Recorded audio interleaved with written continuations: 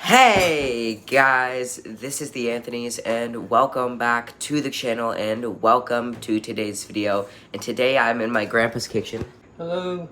And today we're going to be making Quaker Vanishing gluten-free oatmeal cookies.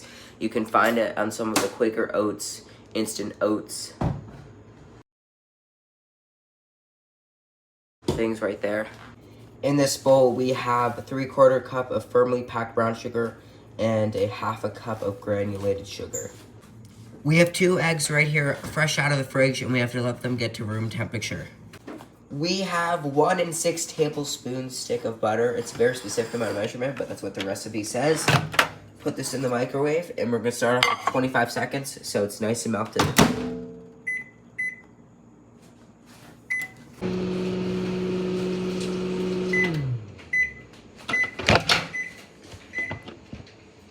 How much longer would you put that in? It's definitely not melted. Do another 10. Another 10 seconds.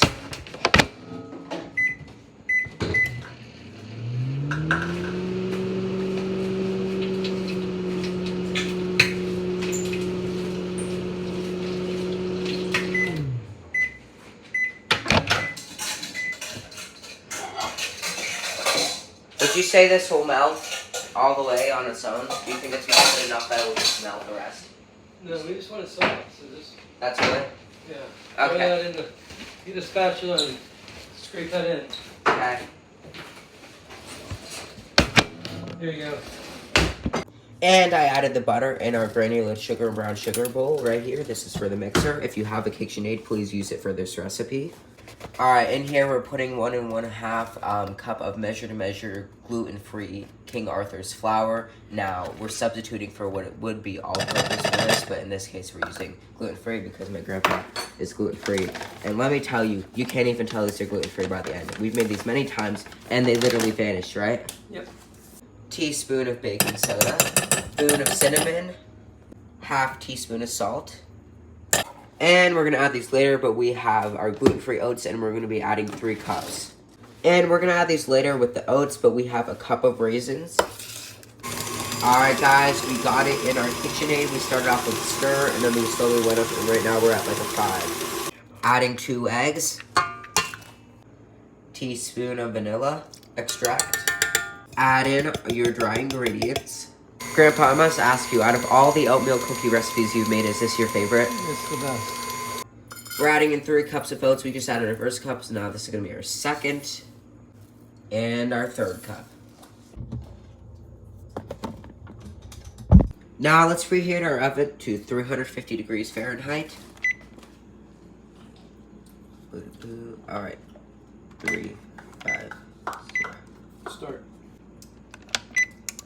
Alright guys, now we're going to scoop our cookies onto the sheet. And this is a tablespoon cookie scoop. And we're going to do 3 across, 5 down. Turn it the other way. Yeah. Really want to do that. I said I started. Alright guys, in 9 minutes.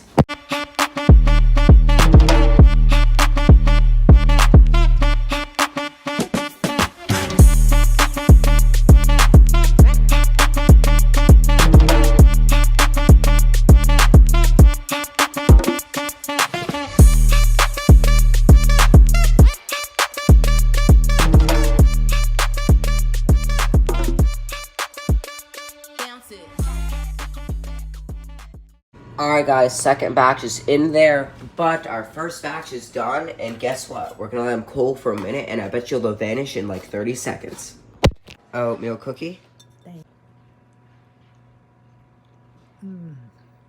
Alright, now we're gonna scoop on our third batch.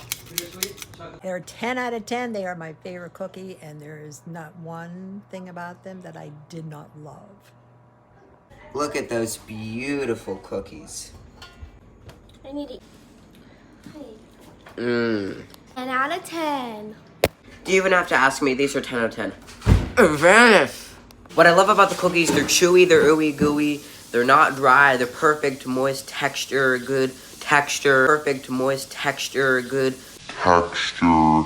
And I really like the raisins and the cinnamon. Oh my gosh, the flavors blend together for the best oatmeal cookie ever. And they will vanish in 30 seconds or less.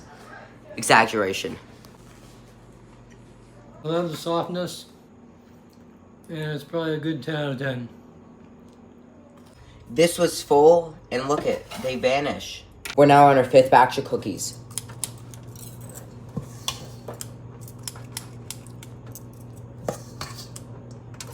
Just refill the cookies with a fresh batch.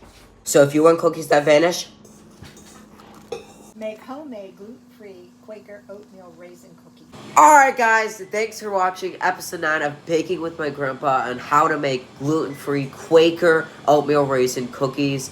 If you enjoyed this video, make sure to smash that like button and subscribe. And I would like to give a special thanks to my grandpa for being in this video.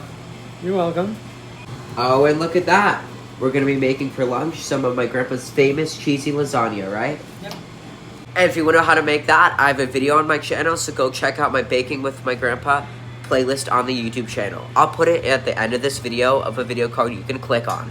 And I'd also like to give a big thanks to my grandma for being in this video. You're welcome. And a big thanks to my sister for being in this video. No problem. Oh, and what you painting right now?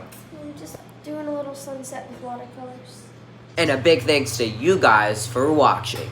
Alright guys, thanks for watching episode 9 of Baking with My Grandpa. And I'm going to enjoy some AFV. And as always guys, peace out.